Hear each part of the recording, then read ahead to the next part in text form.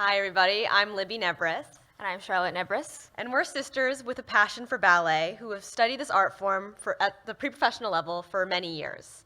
We began our formal training at the prestigious School of American Ballet, where we received elite level training and the unparalleled opportunity to perform with the New York City Ballet.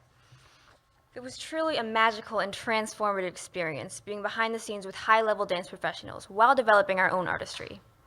We were cast as angels, fairies, and little princesses dressed in couture costumes, performing timeless works of art. I have such vivid memories of the gorgeous theater filled with thousands of esteemed audience members. I remember feeling like I was on top of the world and like nothing was holding me back, like there was no limit to my potential. But unfortunately, there was a limit. And unlike that Mean Girls quote, the limit does exist. And we hit that limit hard. It turns out that training and performing at that level still wasn't enough for us to prepare for the exclusive world of ballet. So we began to examine why.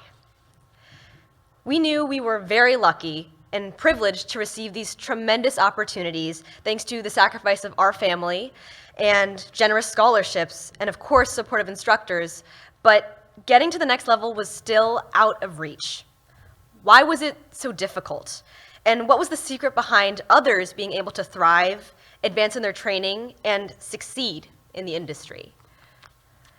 Libby was so brave to speak out and give voice to the frustrations of so many young dancers who worked their hardest and tried their best, did what they were told, only to be looked over and realize that they still weren't prepared enough. We were constantly being one-upped, and I was ready to walk away from ballet. My parents had already told us we were maxed out financially. We could not afford the additional classes, private coaches, physical therapy sessions, and special diets. We were barely surviving financially with the costs of transportation and tuition, and our dance scholarships only covered so much. So, was that it? The kids who were blessed with wealthy families and greater access to all those resources would succeed, and we would fail? I began researching pathways to top ballet training programs, retention, and patterns of acceptance into big ballet companies. The numbers were, as expected, abysmal among dancers of color, particularly Black female dancers who receive the least financial support and meaningful mentorship that come from schools and their families. So I decided to create an outreach program to connect with dancers starting their journeys. I wanted to share what we've learned and address the issues of equity and access in ballet training. So many arts equity organizations raise a ton of money, but barely scratch the surface of what dancers actually need. Why don't they just ask us?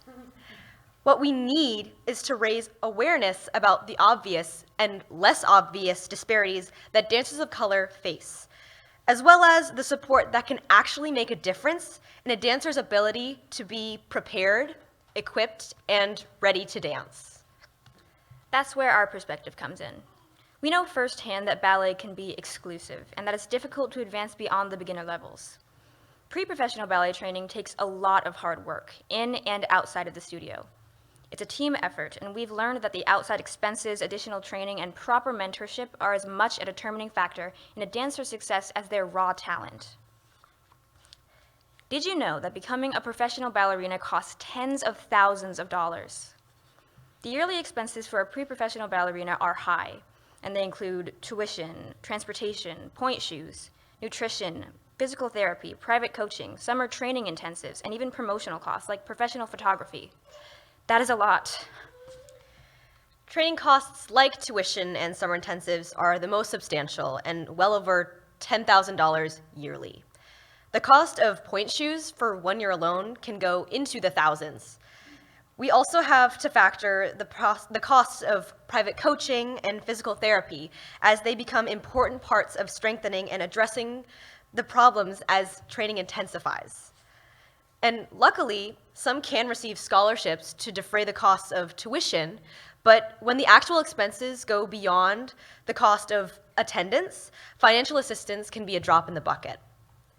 It's worth mentioning that this area is another way that the playing field for young dancers is not level.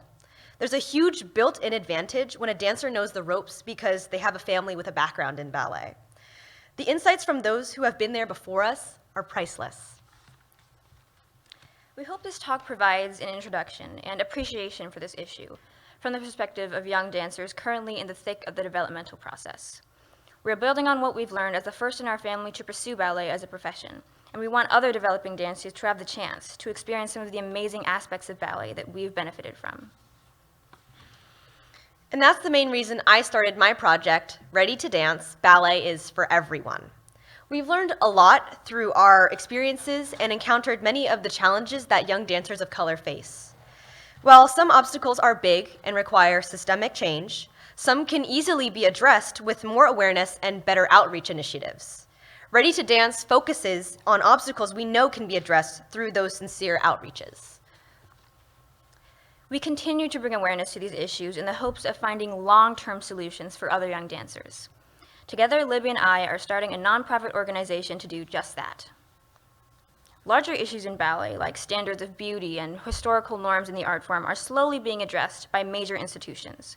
And while we love to see those problems being addressed, there are so many challenges that can be rectified immediately to increase the participation of dancers of all backgrounds. I've hosted workshops, held supply drives, and created an online resource and downloadable guide to give general access to information that is needed to pursue ballet training properly.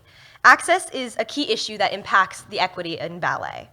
It's essential to emphasize that limited knowledge and/or access to things that we mentioned before, like adequate training, assistance with transportation, and proper nutrition, are all core struggles that young dancers from underrepresented groups face. Ballet shouldn't only be for kids who are privileged or who fit a certain profile. Ballet is for everyone.